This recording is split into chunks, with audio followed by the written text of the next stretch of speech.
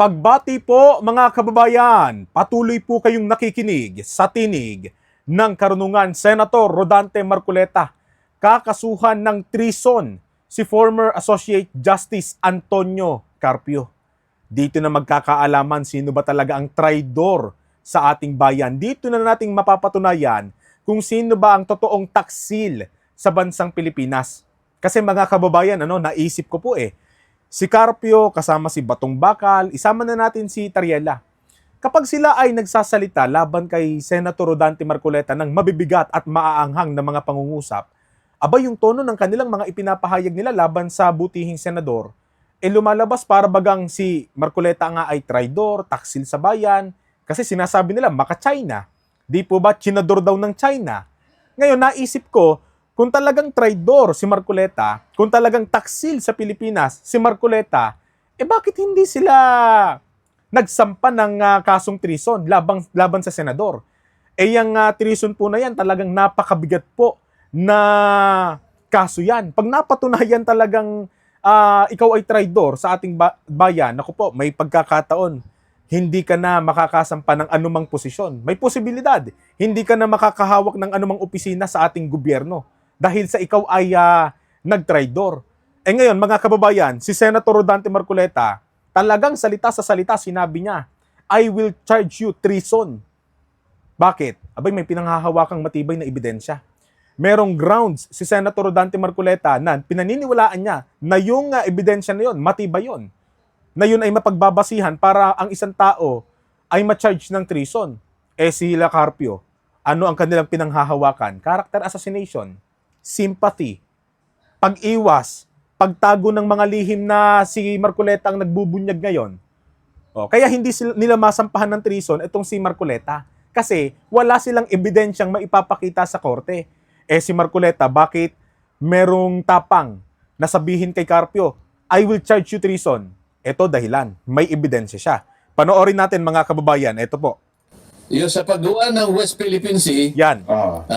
baka sinakop nila sap-sap lang. Paano yung KIG? Tinatanong ko ulit, titingnan po niyo, balikan po ninyo yung mapa. Bakit po ninyo hiniwalay Nako. Ang KIG. ang KIG? Hindi po kaming gumawa niyan, ginawa po ng ating pamahalaan.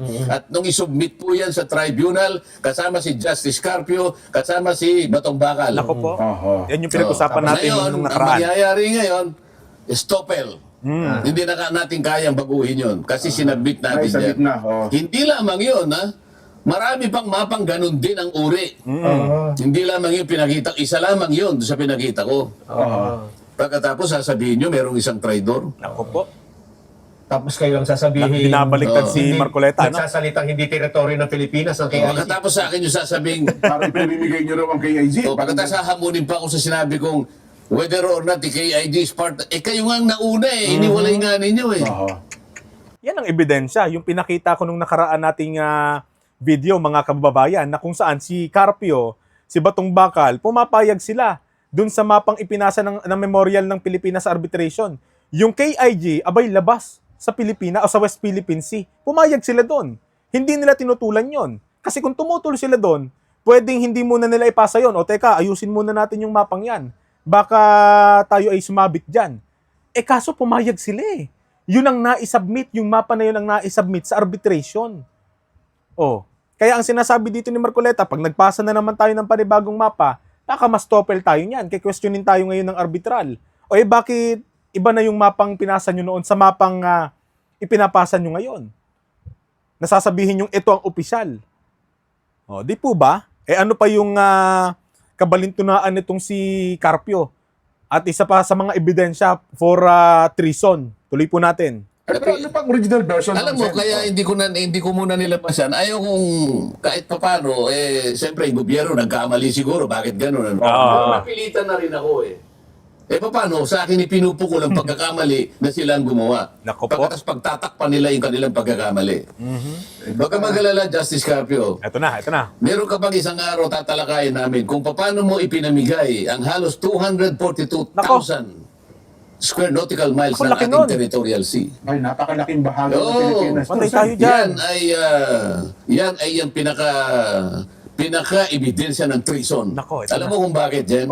Doon sa kanyang ginawang pagdidesisyon, inakala niya, o sige Kasi kanya, desisyon na po niya ito, ah. Pero desisyon niya ito. Okay. Ito, maalala niya, sasabihin ko sa kanya, Magaliona. Magaliona versus Ermita. Okay. No. Pumayag siya sa argumento ng gobyerno Na? na paliitin na lang natin ang territorial sea Naku po. sapagkat makakakuha ng tayo ng ganansya sa ating exclusive economic zone. Lumaki nga sa palagay Naku. niya ang exclusive economic zone, ipinamigay niya yung 242,000 square nautical miles. Nako, delikado yun mga kababayan. Dito na papasok yung dapat may kaalaman tayo sa mga bagay-bagay eh. Hindi yung narinig nyo lang EEZ, narinig nyo lang territorial sea, akala nyo magkapareho na. Abay, hindi po. Kaya po siya big deal para po sa kaalaman ng lahat ha. Pag sinabi pong territorial sea, yan po ay 12 nautical miles from the archipelagic baseline ng isang bansa. 12 nautical miles lang yan.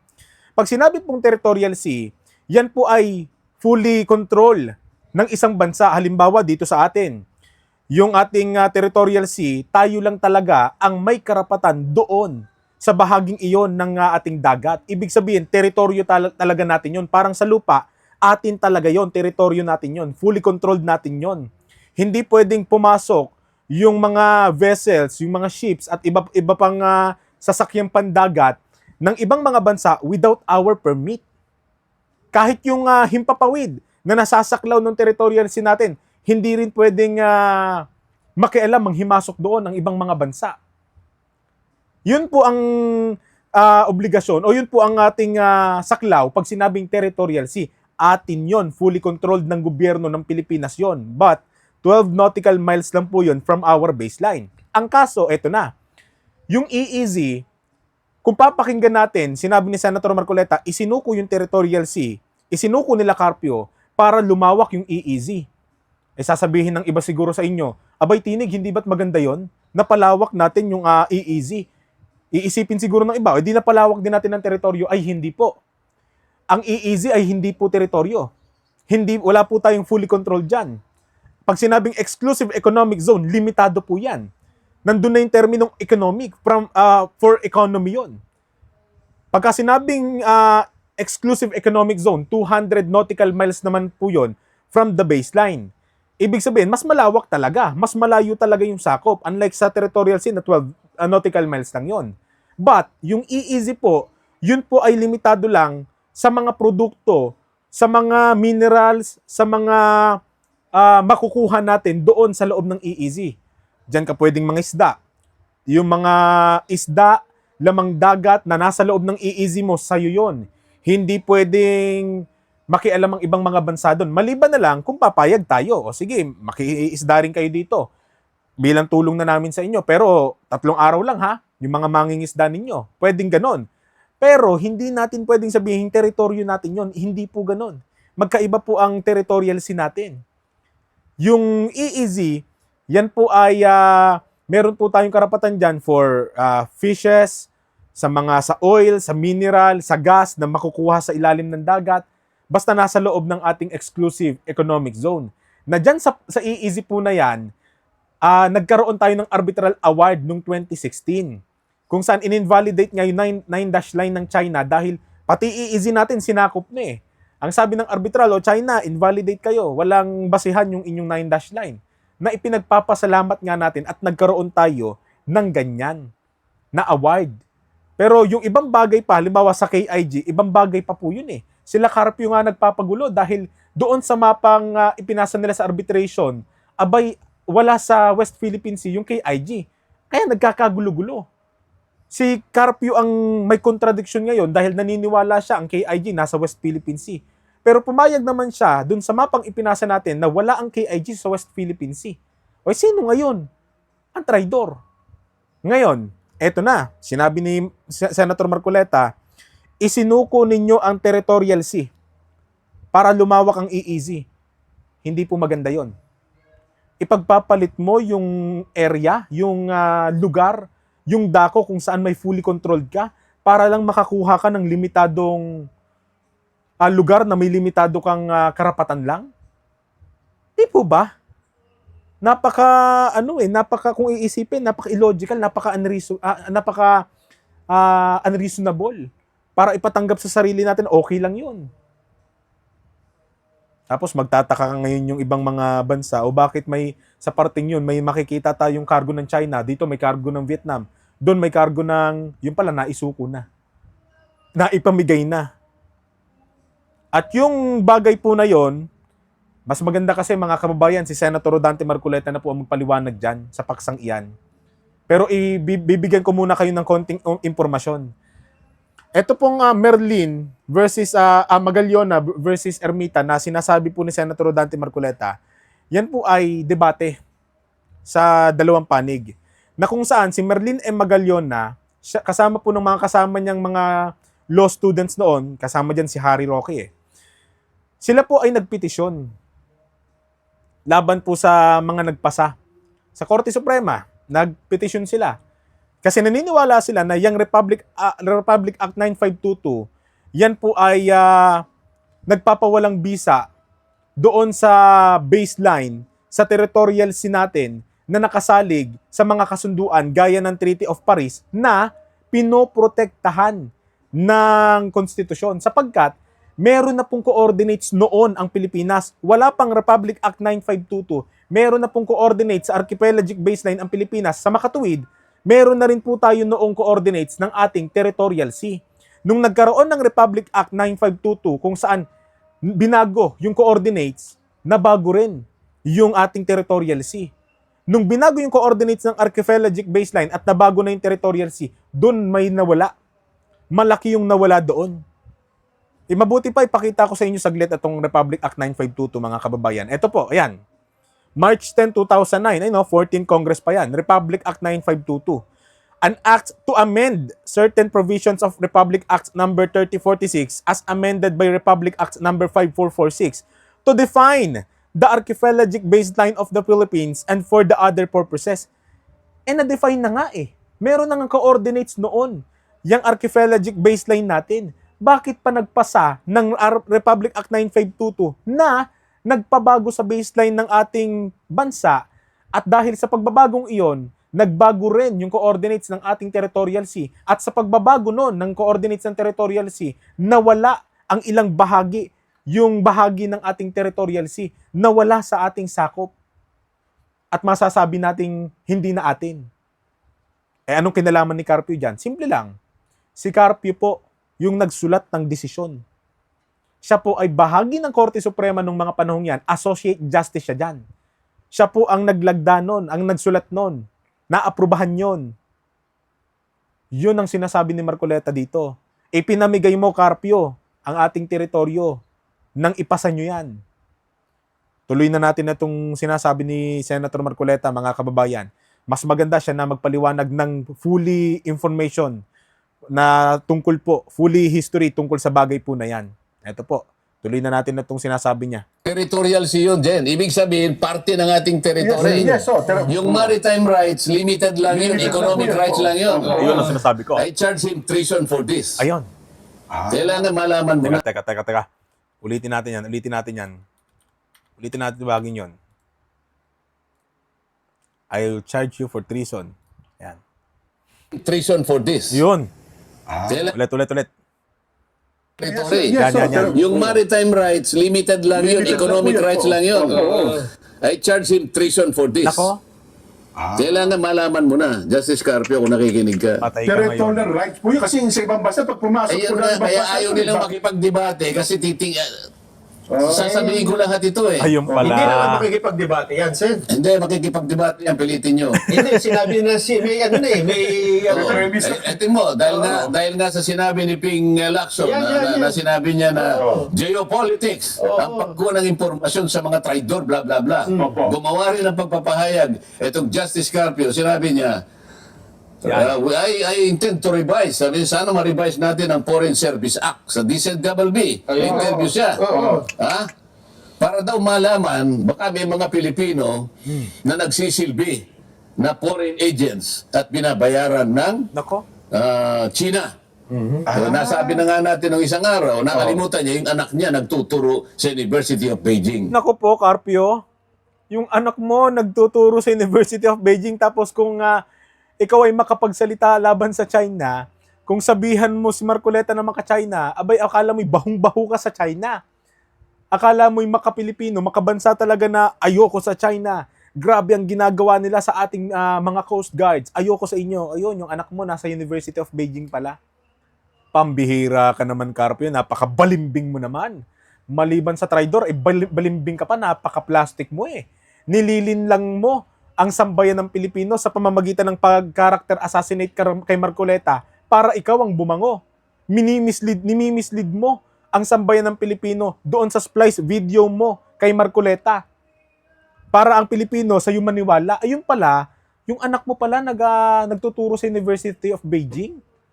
Ikaw pala ay nagsulat ng desisyon noon na ang Republic Act 9522 ay maipasa at mabawasan ng ating territorial sea. Ikaw rin pala ang sumang-ayon noon na yung mapang maipasa sa arbitration. Abay, inalis ninyo yung KIG sa West Philippine Sea. Kaya siguro nagbigay ito ng paksa, kumasa kay Senator Marcoleta. Sige, papayag ako, I'll accept his challenge. Magdebate kami. Pero, may kondisyon. Dalawang paksa raw ang pag-uusapan. Una, kung legal ba daw ang West Philippine Sea. Pangalawa, kung yung KIG daw, parte ng West Philippine Sea. Kaya pala ayaw mong palawakin yung paksa kasi malalantad ka dito. Merong mga ground si Senator Marcoleta na ipapakita para ikaw ay ma-charge ng treason. Kaya pala gusto mo, limitado lang yung pag-uusapan ninyo para kapag may pinakita na si Senator Rodante Marcoleta na ikasasabog ng ilong mo, sasabihin mo, teka, wala yan sa paksa. Ikaw Carpio matalinong balimbing ka ha. Tuloy natin. So nagsama-sama sila. Nakikita mo, magdidikit-dikit sa isang larawan na sila magkakasama. Yan. Kung basahin mo yung dyaryo ngayon, yung isang manunulat sa, hindi ko alam kung inquirer yun o Ambet Ocampo. Yan.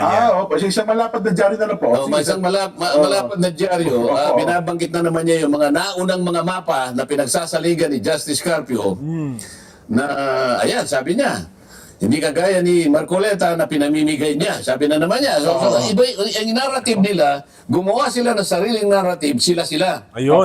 At pagkatapos, merong isang opisyal ng relihiyon. Hindi ko nababanggitin kung anong relihiyon, kung anong pangalan, kino-congratulate niya yung ginawang resolusyon ng mga dilawan sa House of Representatives. Gumawa ng resolusyon congratulating the gallantry, the valor, and the yung katapangan, kabayanihan ng mga nakatira sa KIG na magpahayag ng kanilang na gusto yata nila kung gawing persona non grata. Parang ganyan. Ihiya. Nakita mo na kung ano yung kanilang ginagawa. Kaya gumagawa na sila ng pelikula. Kaya si Commodore Tarela, gusto niya akong hilain papunta ron para hiyain nila ako, di ba? Nakikita niyo na kung ano yung kanilang gusto mangyari. Kailangan po malaman ninyo, mga kababayan, kung ano po ang buktot na hangarin ng mga tao sa likod ng gumagawa ng isang naratibo. Kaya pala hindi ka taka-taka, wala silang ebidensya eh. Wala silang lakas ng loob magsampa ng treason laban kay Senator Marcoleta dahil wala naman silang ebidensyang hawak. Ang hinahawak lang nila ang pinanghahawakan lang nilang ebidensya, yung mga splice video. O di ba hanggang ngayon, binangon na naman nila yung splice video nila na sinabi ni Marcoleta, there is no such as West Philippine Sea. There is no such thing as West Philippine Sea. Tapos, ilalakip na nilang context doon, lalagyan na nila ngayon ng pangungusap. O tignan nyo, sabi ni Marcoleta, wala raw West Philippine Sea. O, ang hindi nila alam, yung tinutukoy ni Marcoleta doon, yung international perspective sa international community, hindi pa kinikilala ang West Philippine Sea dahil dito pa nga lang sa Pilipinas merong batas na nagbibigay visa dyan. Kita ninyo, yan ang ginagamit lang nila para masabing traidor si Marcoleta at madaya yung mga kababayan natin. Naakala ng mga kababayan natin, yun ang totoong konteksto. Na ayaw ni Marcoleta, na naniniwala si Marcoleta, walang West Philippine Sea. Hindi po ganon. Ngayon, eto na. May isang Marcoleta naglabas ng mga ebidensya, dokumentado, may mga basihan, may pinagbabatayan. O paano kayo ngayon? Kasi nga, tama si Senator Marcoleta, mga kababayan naratibo lang ang ginagawa nila. Yung naratibo na yon, scripted talaga yun Sila ay nagkakaisa na, sige, siraan natin si Marcoleta. Ikaw, gawin mo ganito. Ikaw naman, ang katungkulan mo, ganito. Pare-pareho nating dadayain ng sambayan ng Pilipino. Ano pong gagamitin nating dokumento para masiraan si Marcoleta? Anong ebidensya? Hindi, wala tayong ebidensya. Ang gawin natin, mag-splice tayo ng video, ng audio, ng soundbites. Yun ang ipapakita natin sa mga kababayan natin na yung mga splice video na yon, lalagyan natin ng caption. Talagang padidilimin natin yung imahe ni Marcoleta. Ganun na nangyayari dyan. Kaya tignan nyo, hanggang ngayon, walang ebidensya na makita. Walang ebidensya na maipakita. Walang ebidensya na mailantad sa publiko. Ang tagal-tagal na nilang sinisiraan si Marcoleta. Si Marcoleta pa ang naunang makapagpalabas ng mga ganitong dokumento, ng mga ganitong grounds, para talaga sila ang mapatunayan na traidor, taksil sa ating bayan. Tuloy natin. Pero ang batayan po nito'y panlilin lang sa inyo, panliligaw, pandaraya sa sambayan ng Pilipino. May pinagtatakpan Ayun. Pero teka lang, Sen, sa punto ng debate, binabanggit mo kayo na ano ba ang importansya at kung halimbawa magkakaroon kayo ng paliwanagan. Kasi sabi, may nakikita akong usapan, binigyan na nga niya kayo ng dalawang specific na topic. Gusto niyo naman na niya, broad, walang topic. Baka lalo tayo magkagulo doon. Walang paksang pag-uusapan. Kasi West Philippines nga lang Yun, Paano nyo i-drawing? Kaya lang. Oho. Dinrawing nyo kasi, hindi nyo sinabi. Dapat Kaya AIG. nainunahan ko na Kasi baka sabihin niya, hindi, gusto namin yun, bakit ganyan ang drawing Oo na nga. ipinadala nyo sa tribunal? So, ibig sabihin Walang niya kawala yun. Barado na tayo ngayon. Gusto nating baguhin yan. Sasabihin niya, teka muna. Nagsubmit na kayo nito Meron na kayo naunang sinumit Oo. Anong tawag doon? Stopel. Stopel palang tawag doon. Oho. Hindi, pero sa tingin ko naman baka matuloy pa po yung debate, Sen. Kasi sabi nga namin ni Nelson, sana may mga grupo na pumagitna para pag-usapan kung ano talaga ang topic. Ayun. Ano ang Basta wag pag-usapan. lang. Topic nga is West Philippines. Kasi dito na ako minamarka na parang ako pang nag-traidor samantalang silang pangunahing traidor. Nako. Oo. Ayun. Ayun. Di sana matuloy na yan. Pero sa tingin ko lalo't lumabas yung mga ganitong dokumento, yung mga ganitong ebidensya, lalong hindi makakapalag dito si Carpio Sa palagay ko, mga kababayan, hindi sa palagay, yun talaga ang totoo. Ang ginagawa nila, Carpio, ibinabaling nila yung atensyon ng mga kababayan natin kay Marcoleta para si Marcoleta magmukhang traidor. Dahil si Marcoleta, magmumukhang traidor sa Pilipino, mako-cover ngayon yung totoong pananraidor na ginawa nila sa bansa natin. Hindi ba't noon ay nagkaroon ng issue na kesyo binenta raw ng mga dilawan ang ilang bahagi ng ating bansa, ilang mga bahagi. Maaaring yun ay tumutukoy sa Republic Act 9522 o sa iba pang mga issue. Maaaring kasama yon. Dahil alam naman natin si Carpio kung anong administrasyon, kung sino ang pinaniniwalaan yan Di po ba? Kaya, ang gagawin ni Carpio sa mga pagkakamaling desisyon nila noon, sige, kumuha tayo ng scapegoat, kumuha tayo ng pang-cover up. Si Marcoleta, ipakita natin sa Pilipino, traidor si Marcoleta, taksil si Marcoleta, para lang mapagtakpan yung ating baho sa nakaraan dahil sila talaga ang totoong traidor. Ngayon, kung talagang hindi kayo traidor, sagutin nyo yung mga dokumentong ito. Sagutin nyo yung mga argumentong ito. Mas mainam pang humarap ka, Carpio, kung talagang hindi ka traidor. Humarap ka kay Marcoleta sa isang debate, dun mo patunayan, teka, nagkamali ka, Marcoleta, hindi ganito yan, hindi ganyan yan, ganito yan, ganyan. Ipaliwanag mo. Kasi, mula nang ilabas ito ni Marcoleta, alam na ng sambayan ng Pilipino kung sino ang tunay na traidor, kung sino ang tunay na taksil sa taong bayan. At kapag hindi mo nilinaw yan, mananatili hanggang sa pumanaw ka, yung pagka-traidor mo, nasa isip na ng sambayan ng Pilipino. Hanggang sa susunod po na talakayan. Paalam.